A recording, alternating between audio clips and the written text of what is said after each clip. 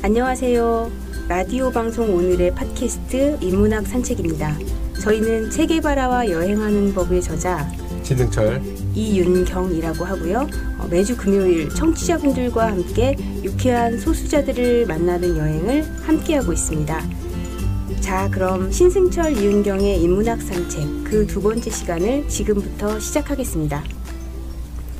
지난 시간에 되기라고 하는 철학적 개념과 우리 시대의 소수자 되기가 왜 중요한지에 대해 이야기를 나눠보았습니다. 여기서 소수자란 사회적 약자나 양적 소수가 아니라 특이성을 통해서 공동체를 풍부하게 만드는 존재들이라는 지점에 주목을 해야 할 것 같은데요. 그럼 오늘은 소수자들이 우리 시대에 어떤 문제의식을 던져주고 있고 또 우리 사회를 풍부하게 만들어줄 특이성들을 가지고 있는지 하나하나 구체적으로 짚어보도록 하겠습니다. 먼저 아이 되기부터 살펴볼까요? 이미 아이의 단계를 거쳐서 성숙한 연령대에 이른 성인이나 청소년의 입장에서 아이 되기라고 하는 것이 어떻게 가능할지 궁금한데요. 아마도 아이 되기는 흔히 생각하는 성숙, 성장, 발달 이런 방향성들과는 차이가 있을 것 같네요.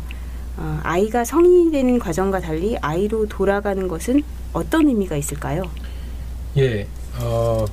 어른들의 세계, 달리 말하면 이 아버지의 세계라는 영역이 있습니다.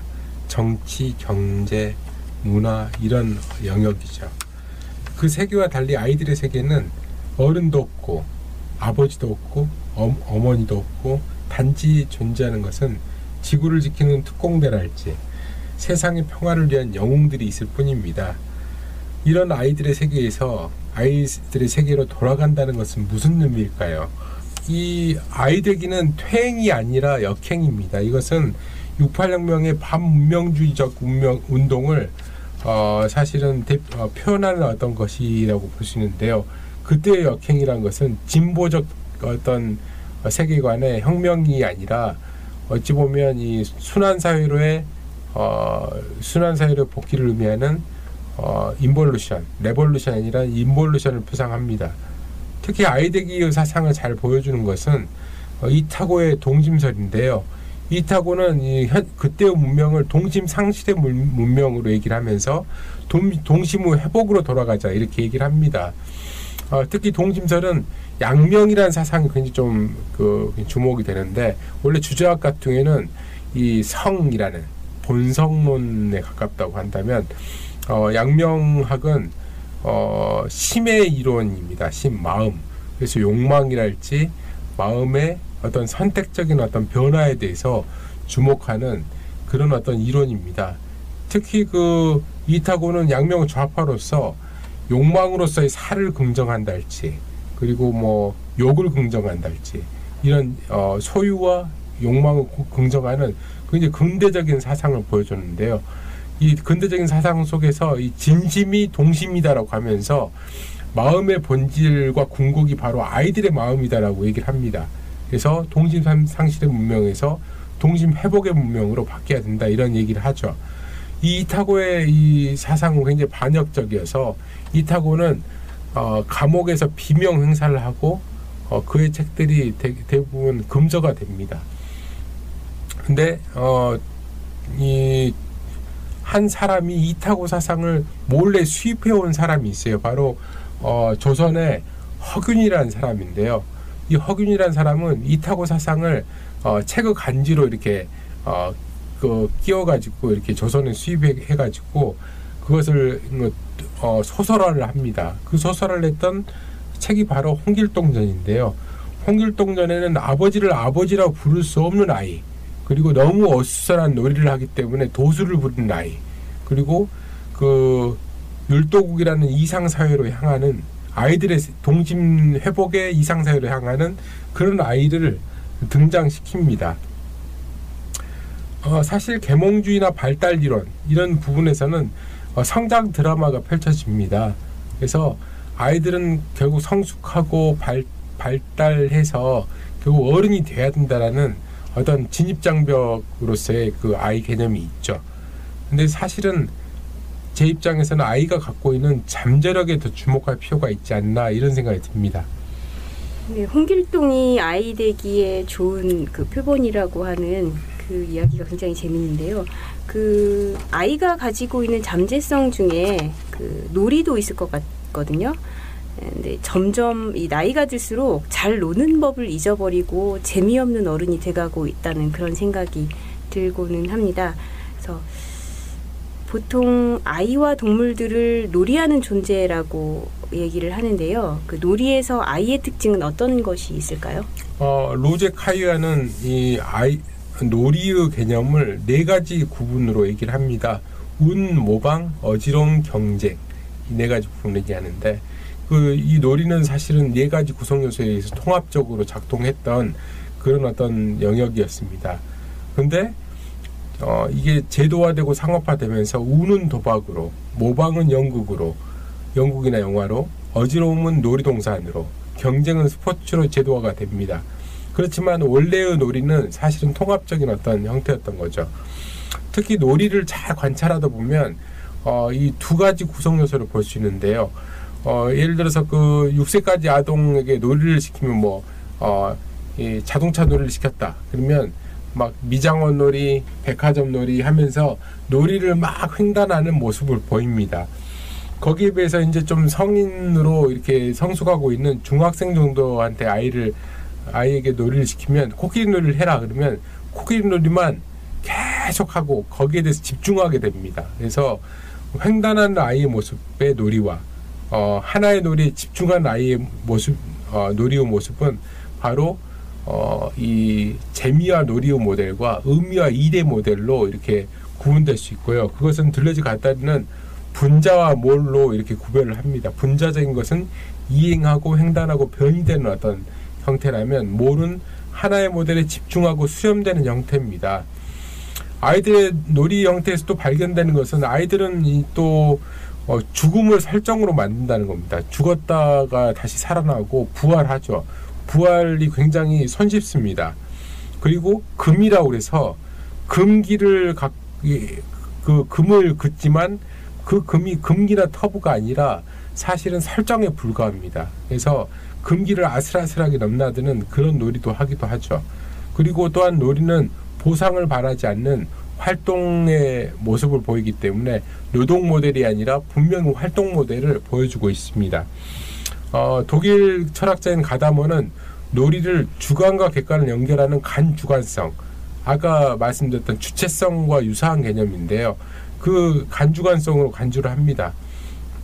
즉 놀이는 사회주체성이라고 불리는 또는 주체성이라 불리던 이 현상의 어지러움, 현기증, 색다른 감수성이 일어나는 과정을 잘 보여주는 개념이지 않나 이런 생각이 듭니다. 네. 그 현대사회는 아이를 잘 돌보고 교육시켜서 사회의 건실한 구성원이 되도록 하려는 계몽의 대상으로 보는 경향이 큽니다. 하지만 또 한편으로는 아이는 어른의 선생이다라는 말도 있습니다. 아마도 아이 되기는 그 후자 쪽의 견해라고 생각이 되는데요. 그렇다면 들레지와 갓다리는 아이의 잠재력에서 무엇을 발견했나요? 바로 그 주체성, 가다모에게는 간주관성이라고 불리고 들레지 갓다리에게는 주체성이라고 불렸던 또는 상호 주체성이라고 불렸던 그 잠재력이 아이들한테 있습니다. 아동 그 심리학자인 다니엘 스턴 같은 경우에는 출현적 자아라고 그래서 0세부터 6개월 사이의 아동에 대해서 유아에 대해서 주목을 하는데요. 이 유아는 그 자아와 대상을 구별하지 않습니다. 그래서 자아와 대상, 난 누구고 그 대상은 누군지를 구별하지 않고 흐름적, 나일 수도 너일 수도 이런 흐름적 시간의 어떤 선형적인 어떤 시간의 구조를 바라봅니다.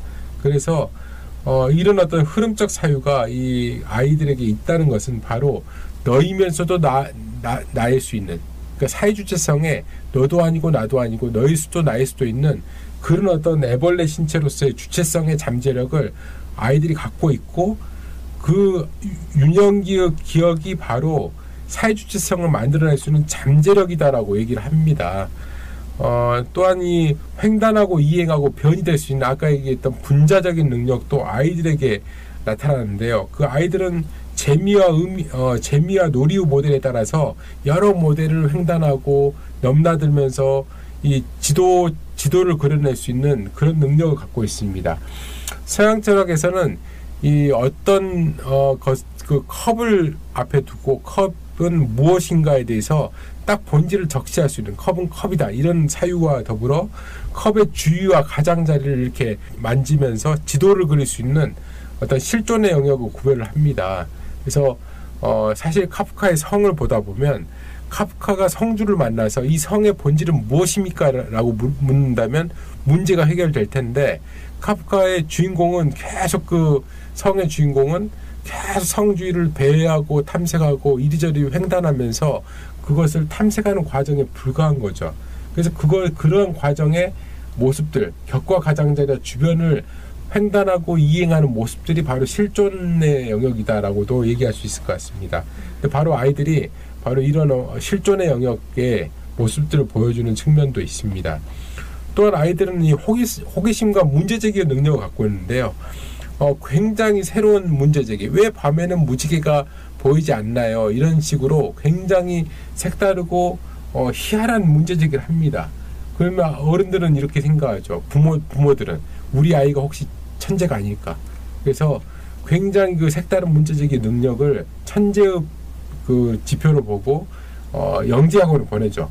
영재학원은 문제제기 능력이 아니라 대답의 능력만 길러줍니다. 그래서 아주 평범한 아이가 돼서 다시 부모의 품으로 돌아오는 그런 과정이 있는데요. 아이들의 호기심과 이 문제제기 능력은 대답으로서 전문가들이 대답해주는 자본주의 사회와 같은 그런 형태가 아니라 대답에 종속되지 않은 문제제기가 폭발하는 어떤 미래의 사회를 잘 보여주는, 어떤 미래적 사회의 전망을 잘 보여주는 그런 어떤 측면을 갖고 있습니다. 그래서 우리의 미래 사회는 문명은 세 가지 과정을 겪었습니다. 첫 번째는 은유와 비유의 시대, 어떤 본질을 적시하지 못하고 은유적으로 얘기하는, 예수도 사실 은유적으로 굉장히 얘기했죠. 근데 바오로의 경우에는 굉장히 대답을 많이 중시하는 어떤 그런 교회의 체계를 만든 사람입니다.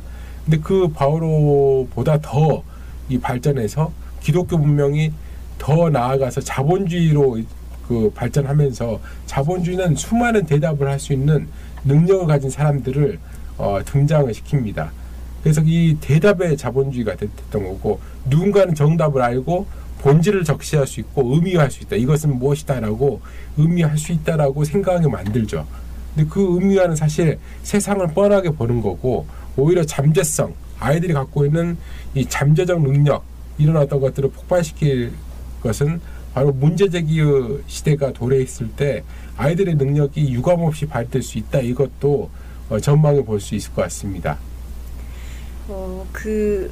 똑바로 자리에 앉아서 집중해서 공부하는 그런 아이들의 모습을 원하는 그 어른들의 세계에서는 별로 좋아하지 않을 만한 그런 아이대기 사상이라는 생각이 드는데, 그런 의미에서 아이대기라고 하는 것이 그 근대적 의미의 학교 교육이 표방하는 계몽주의적 교육관과는 상당히 배치되는 사상으로 보이거든요.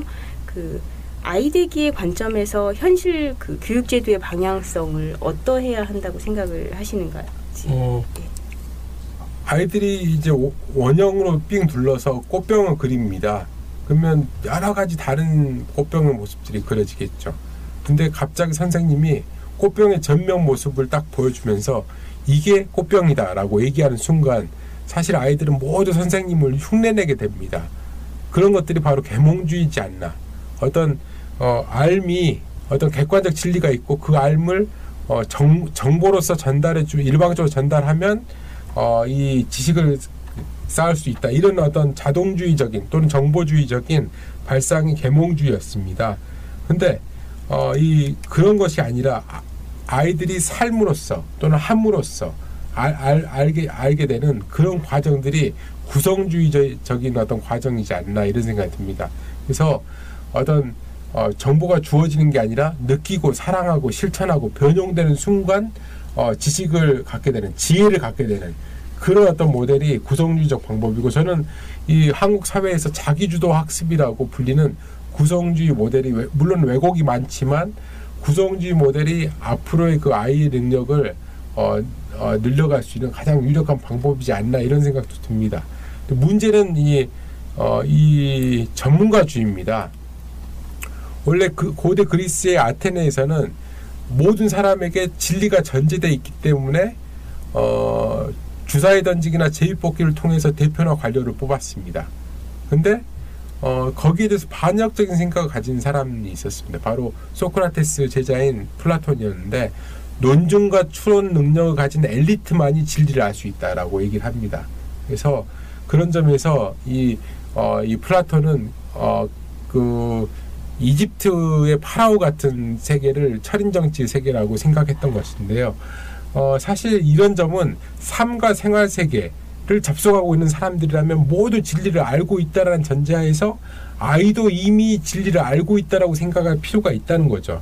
그래서 교육이라는 것은 삶의 접촉 경계면을 더 넓혀나가는 방법, 그리고 내일 무엇을 해먹지, 오늘 점심 때 무엇을 해먹지라는 그런 질문에 대해서 지혜를 줄 수 있는 방법, 또는 삶을 재창할 수 있는 방법 과정으로서 교육이 유치돼야 될 것 같습니다. 즉 교육은 가르친다가 아니라 느끼고 사랑하고 실천할수록 지혜로워진다는 삶이라는 것이 일치하는 과정으로 나타나야 되고요.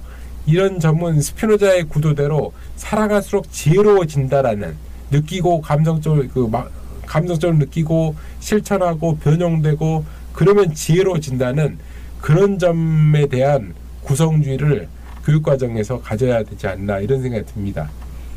네, 그 가르치는 것이 아니라 스스로 느끼고 사랑하고 실천하도록 만들어주는 것, 예, 그런 메시지가 굉장히 재미있게 다가옵니다. 그럼 이제 두 번째 되기로 동물 되기에 대해서 한번 알아보도록 하겠습니다. 보통 짐승 같다라는 말은 비하 발언입니다만 동물 되기는 오히려 나 짐승이다 어쩔래 하는 것만 같습니다. 동물 되기의 의미는 뭘까요? 아까 잠깐 말씀드렸듯이 외부에 있는 존재를 타자화하지 않고 나의 내재에 있는 것으로 바라보는 것, 이것이 바로 내재성의, 스피노자가 얘기했던 내재성의 철학인데요. 즉 되기의 능력은 내 내부에는 동물을 발견하는 겁니다. 근데 동물이라는 것은 어찌 보면 신체이며 민중이며 여성이며 소수자라는 그런 어떤 감각과 신체와 욕망의 존재에 대한 그런 노선의 하나의 일부로서 존재합니다. 동물은 우리 안에, 그런 점에서 동물은 우리 안에 야성적 존재이고요. 신체의 긍정이며 자연과 생명의 특이점입니다. 문명은 동물 되기를 통해서 외부성, 야성성, 자율성을 갖출 수 있습니다. 왜냐하면 동물은 어떤 이 야성적인 존재로서의 그 특이점으로 자리 잡고 있기 때문에 문명이 자율성을 갖기 위해서는 야성적 존재를 자기의 문명 내부로 받아들여야 되는 거죠. 근데 이 문명의 특징은 동물을 도구화한다는 겁니다. 먹거리, 입을거리, 구경거리로 이용하면서 그들을 길들이고 훈육하고 통제하려고 합니다. 놀랍게도 그런 태도는 민중과 소수자, 여성에 대한 태도와 똑같습니다. 그래서 그런 점이 바로 이 피터 싱어도 얘기했듯이 동물 해방이 여성 해방이자 흑인 해방이다 라고 얘기할 수 있는 그런 측면이 있다는 거죠. 그래서 저는 더 나아가서 동물 해방은 소수자 해방이자 민중 해방이자 여성 해방인 셈이다라고 얘기를 하고 싶습니다. 네. 근대 이후에 인간이 세계를 급격하게 개발하고 그 과정에서 생명을 도구화하는 일들을 서슴지 않고 있거든요. 그래서 인권을 넘어서 생명권이라는 주장도 나오고, 또 한편에서는 아직 인권도 제대로 지켜지지 않았는데 웬 생명권이냐 하는 목소리도 있습니다. 여러 가지 고민할 부분이 많은 문제 제기들인데요. 억압받고 착취당하는 존재들의 복권이라는 측면에서 생명의 도구화가 어떤 의미를 가지는지 설명을 좀 부탁드립니다. 현 문명에서는 동물은 야성적 존재가 아니라 최첨단 약자입니다. 도구적으로 이용되고 학대되고 차별받고 착취당하는 대상이 돼 있죠. 그러나 동물은 사실은 어찌 보면 이 고대에서는 숭배의 대상이었고, 어찌 보면 그 신성한 대상이었고, 이런 어떤 대상이었습니다.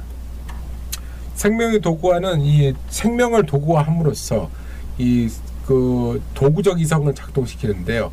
무엇이든 도구화해도 된다라는 생각을 작동시키고 있어요. 개를 그 동물을 먹을 것으로 여기는 것이 바로 이 동물을 도구화해도 된다라는, 무엇이든 도구화해도 된다라는 그런 생각을 품게 만들어서 노동자를 착취하고 소수자를 차별하고 이런 방향성으로 확대될 수 있는 여지를 갖추게 합니다. 그래서 도구적 이성의 가장 궁극은 뭐냐? 바로 이 도구주의가 극단화되었을 때 바로 파시즘이라는 히틀러의 파시즘으로 나아갔던 것이죠. 그래서 사실 도구주의는 가장 합리적 이성이기도 한데, 이 도구적 이성이라는 합리성의 극한이 바로 가장 비합리주의적인 히틀러의 파시즘으로 나타났다는 역설이 여기서 등장하게 됩니다. 그래서 여기서 우리는 도구적 이성의 문명을 넘어서 어떤 생명 감수성으로 향할 수 있는 방법을 고민해 봐야 될 것 같은데요. 도구적 이성을 어떻게 넘어설 것인가? 우리 안에 어떤 그 욕망과 무의식과 신체를 해방하는 그런 과정일 수도 있겠다, 이런 생각이 듭니다. 그 아까 동물의 야성성이 그 인간의 자율성이라고 하셨는데, 그 동물들 같은 경우에는 그 무리를 지어서 다니는 경향이 있거든요. 그러면 솔직히 그 무리에 따라 다녀야 되기 때문에 오히려 자율성이 떨어지지 않을까 하는 생각이 들거든요. 그러니까 어느 정도 독립성이 유지되는 그 삶이 보장되어야만 야성성이 만들어지지 않을까 하는 의문이 드는데요. 그러니까 사실 들레즈 가따리는 한 마리의 개가 아니라 무리를 형성한 늑대가 돼야 된다라고 얘기를 합니다. 그래서 이 복수성을 통해서 야성성을 회복하려는 프로그램인데요. 우리가 사실 그 또래 친구들하고 같이 걸어가다 보면 굉장히 야성적이고 어쩌면 좀 더 야성적인 행동을 할 수 있는 용감함이나 모험의식이 생기지 않습니까? 그런 것처럼 동물은 무리를 지으면서 그 무리의 범위를 한정하고 영토를 만들고 무리 속에서 거리를 조절하는 등의 그런 어떤 방법을 통해서 자율성을 획득해 왔습니다. 들레즈와 가따리는 동질적이고 중심으로 수렴되는 집단을 군중이라고 하고요. 횡단하고 이행하고 자율적인 집단을 무리라고 합니다. 즉 몰적 군중과 분자적 무리를 구별하는데요. 몰적 군중은 군인, 학생, 죄수 이런 어떤 기존의 시스템 제도에 포획됐던 주체성을 얘기하고요. 분자적 무리는 공동체 네트워크, 소수자 집단, 오토바이 폭주족까지도 얘기를 합니다. 그래서 이런 점에서 무리짓기를 통한 자율성은 바로 분자적 무리를 형성함으로써 이 욕망이 선순환되고 이행하고 변이될 수 있는 굉장히 유연하고 유동적인 어떤 집단을 만드는 것에 달려있다, 이렇게 얘기를 하는 것이죠. 아까 얘기했던 그 독립성 유지되는 삶이 이 야성성이지 않나라는 얘기를 하셨는데, 1인 가구의 경우에는 이 무리짓기의 능력으로부터 분리돼서 굉장히 야성적 능력이 굉장히 축소된 어떤 삶의 유형을 보입니다. 결국 그 개인주의를 보장하기 위해서는 소비주의가 따라와야 되고요. 개인주의가 공동체의 리듬이나 삶의 양식이 없기 때문에 미디어가 꼭 따라와야 됩니다. 그리고 최근에는 인공지능까지 따라와야 됩니다. 더 나아가서 공허한 일상을 충족시키기 위해서 문화적 향유도 따라와야 됩니다. 근데 이것 자체가 다들 자율성을 확대하는 방향이 아니라 자율성을 감소시키는 방향이 있다는 겁니다. 즉 다시 얘기해서 프라이버시 공간은 개인이 있다 하더라도 활동은 공동체적으로 하는 전략이 필요할 것 같은데요. 즉 무리짓기를 통해서 야성성을 갖추고 자율성을 나아가는 그런 어떤 삶의 방식은 굉장히 중요할 것 같습니다. 안녕하세요. 오창익입니다. 인권연대는 정부나 기업의 지원을 사양하고 오로지 시민의 참여로만 운영하는 100% 순도의 민간 인권단체입니다. 1999년 창립 이래 한눈 팔지 않고 오로지 인권운동에만 매진해 왔습니다. 인권연대 회원으로 참여해주세요. 인권연대 회원이 늘어나면 그만큼 인권연대의 활동도 풍부해지고 활발해집니다. 인권연대 회원 가입은 인권연대 홈페이지를 참고해주세요. 감사합니다. 네, 그러니까 무리짓기가 서로 의존도를 높이는 것이 아니고 그 야성성을 높이고 자율성을 확대시킨다라고 하는 그런 말씀이신 거네요. 그러니까 공동체를 만들어야 한다라고 하는 것으로 정리가 되는 것 같은데 그 또 우리 내부의 소수성의 일부로서 그 인간 자신이 가진 야성성, 즉 자율성을 회복하는 것도 중요하지만 그 현재 동물들조차도 야성성이 많이 훼손된 상태라는 생각이 들거든요. 그 동물대기를 통해서 야성성을 회복하자는 것이 현재 문명의 상황에서 어떤 의미를 가질 수 있을까요? 예전의 자본주의 문명 같은 탐험하고 개척하고 약탈할 수 있는 외부가 존재했습니다. 그러나 지금은 외부가 상실되고 외부가 없어진 상황입니다. 그런 점에서 모든 생명과 사물, 자연에 대해서 다 포섭하려고 하고 문명은 예를 들어서 나노기술, 유전자 기술, 전자측조 기술, 다양한 어떤 인공지능 기술 등을 통해서 생명, 자연, 사물을 다 포획해 버리려고 합니다. 그러다 보니까 외부가 사라졌는데 그 외부가 없다 보니까 개척하고 탐험하고 약탈할 수 있는 외부가 없다 보니까 성장의 동력이 확 떨어져 버린 거예요. 그래서 그런 점도 있고 동시에 문명 내부는 굉장히 달콤하지만 문명 외부는 굉장히 혹독한 제3세계 민중들을 생각해보면 좋을 것 같습니다. 제3세계 민중은 굉장히 이 생존조차도 불가능해서 이 제1세계로 계속 쏟아져 들어오지 않습니까? 그래서 문명은 결국 외부 생산과 차이 생산, 특이성 생산을 해야 된다라는 과제를 떠안게 됐습니다. 즉 외부는 주어지는 게 아니라 만들어지는 것이 돼버린 것이죠. 그래서 자본주의가 의도적으로 비자본주의 영역을 육성하고 보호하려는 전략으로 나아가고 있는 것도 사실입니다. 근데 이 외부가 소멸하니까 야석적 존재인 그 동물도 보호하고 보존해야 된다는 역설도 등장합니다. 즉 야성성도 보호 대상이 된다는 굉장히 역설적인 것이 되는데요. 이런 어떤 영역은 이 공동체도 보존되고 보호된다는 의미에서 전 같은 경우에는 공동체면 순수하고 독립적이고 자율적인 이런 것만 생각했지만 공동체도 이제는 수익도 생각하고 지속 가능성도 생각하고 유지도 생각하는 그런 어떤 형태로 바뀌고 있는 게 바로 협동조합의 형태지 않나 이런 생각도 듭니다.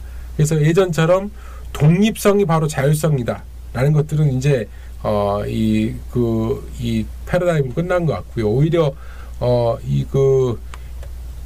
독립성이 아니라 자율성조차도 보호돼야 된다.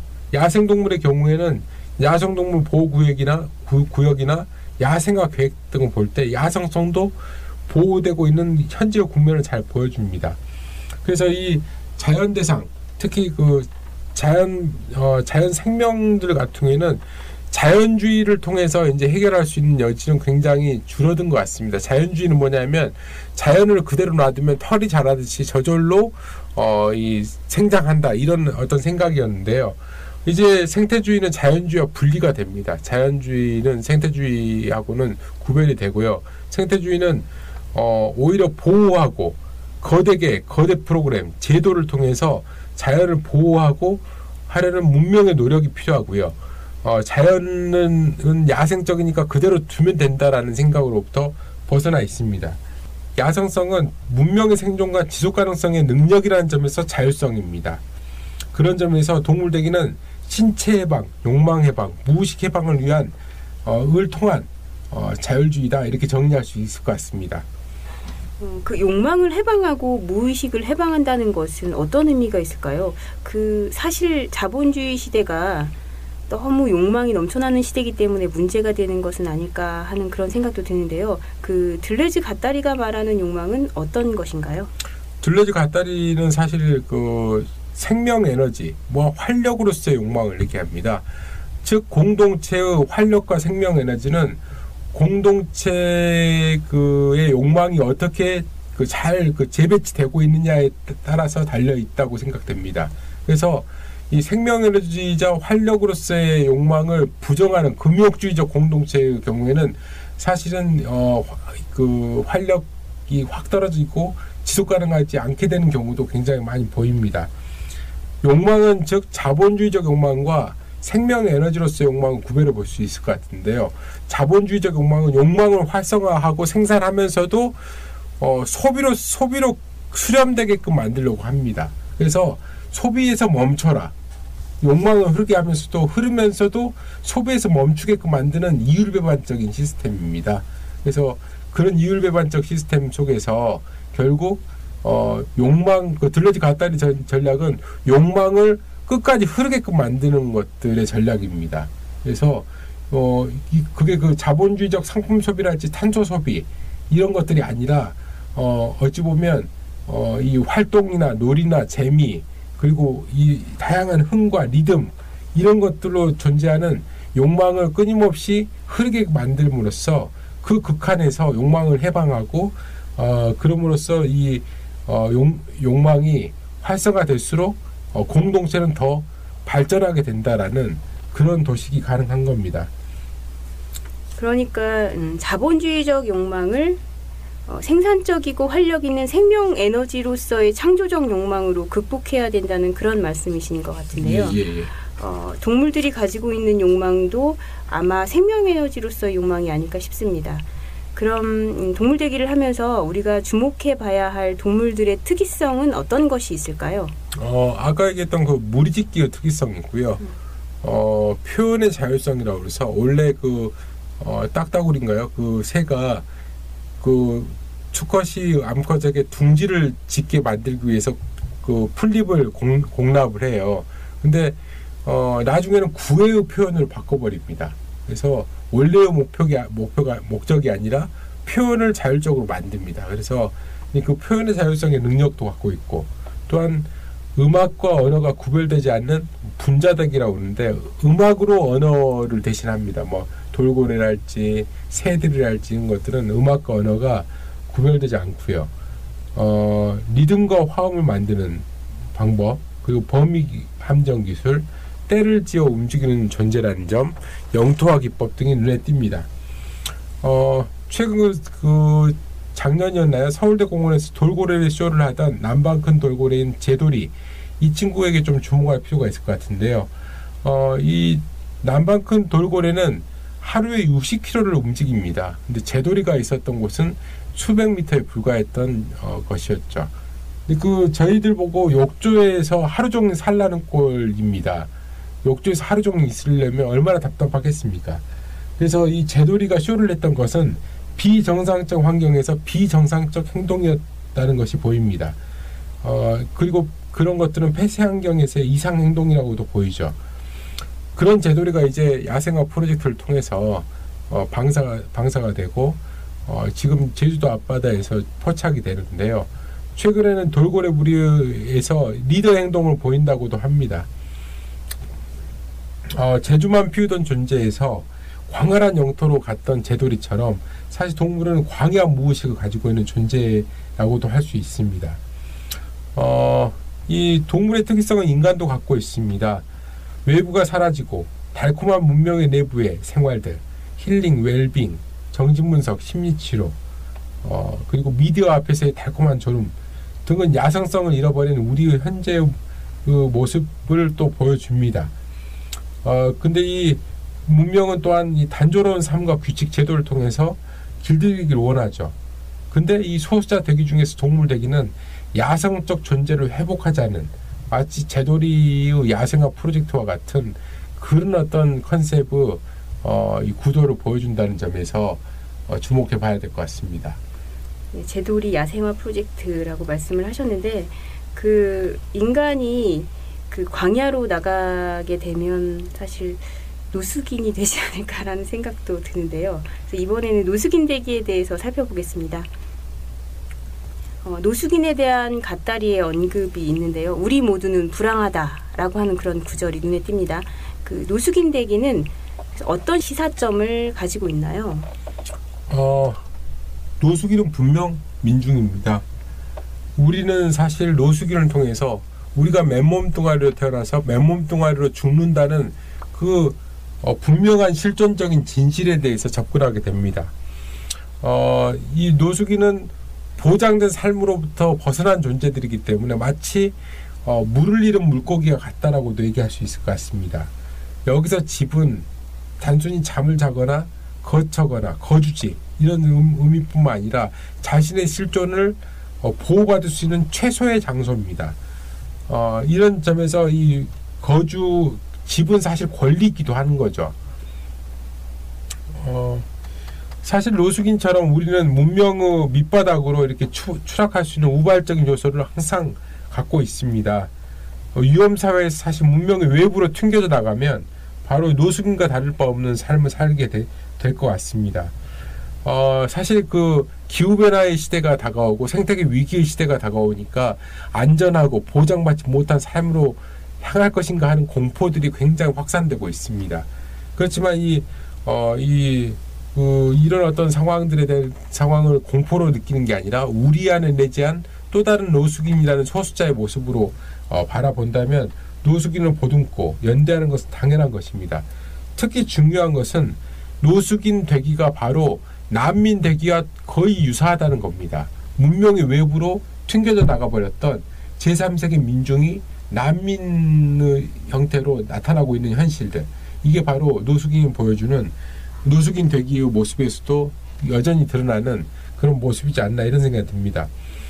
유럽의 상황에서는 난민들이 거리를 서성이거나 아파트에 앉아있고 서있고 그냥 대화하고 있고 그런 어떤 상황들이 연출되다 보니까 사람들 사이에서는 어떤 생각이 떠오릅니다. 우리 아파트에 난민이 공권력을 호소해볼까? 경찰을 부를까? 경비를 부를까? 이런 생각들이 생기게 되는 거죠. 바로 이 노숙인을 대하는 태도와 난민을 대하는 태도가 크게 다르지 않다는 점을 우리가 알 수 있는 대목입니다. 물론 유럽의 상황에서 난민과 연대하고 난민과 어떤 협력해서 같은 어떤 하나의 공동체를 만들려는 그런 자율적인 시도와 의로운 시도가 분명히 존재합니다. 마찬가지로 노숙인 되기는 노숙인을 보듬고 노숙인을 포용하고 노숙인과 함께 협력해서 하나의 공동체를 만들려는 시도와 같다는 생각이 듭니다. 네, 그 기후변화 상황에 대해서 말씀을 하셔서 그런데 사실 TV를 볼 때 그 기후난민이 늘어가고 있는 그런 상황을 목도하면서 언제든 나도 저런 상황에 처해질 수 있다라는 그런 두려움을 좀 느끼곤 하는데요.